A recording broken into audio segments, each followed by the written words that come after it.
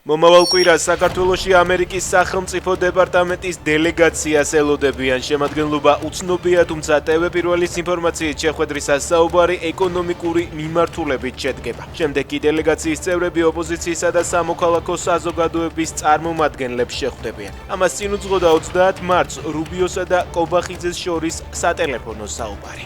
ივანიშვილმა ალიევს სოლოლაკის შუშის სასახლეში უმასპინძლა. შეხვედრაზე საუბარი შეეხო ენერგეტიკის სექტორში მჭიდრო პარტნიორობას და სატრანსპორტო ენერგეტიკულ პროექტებს. აღინიშნა ბაქო-თბილისი-ყარსის რკინიგზა, რომელიც საკვანძო როლს ასრულებს რეგიონული კავშირების უზრუნველყოფაში, ნათქვამია პარტიის განცხადებაში. აზერბაიჯანის პრეზიდენტის ვიზიტი დასრულებულია, ეს ბაქოში დაემგზავრა. მოქალაქეების პროტესტის შემდეგ ქუთაისში გმირთა მემორიალიდან ჩამოხსნეს წარწერა, სადაც რუსეთი ნახსენები არ იყო ომის დაწყების თარიღად კი 8 აგვისტო იყო მითითებული. მანამდე რუსეთს საქართველოს 2008 წლის აგვისტოს ომში დაღუპულთა მემორიალს 8 აგვისტოს ომში დაღუპულ გმირთა მემორიალი დაარქვეს. ირანმა ჰორმუზის სრუტეზე ერაყული გემების გატარების გადაწყვეტილება მიიღო. საერთაშორისო მედია წერს, რომ ეს ირანის მხრიდან სრუტეზე კონტროლის შერბილების პირველი ნიშანია.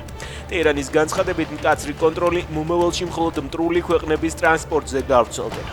ტრამპმა კი ირანს ჰორმუზის სრუტის გასახსნელად დრო სამშაბათამდე მისცა. წინააღმდეგ შემთხვევაში დაემუქრა, რომ ჯოჯოხეთს მოუწყობდა.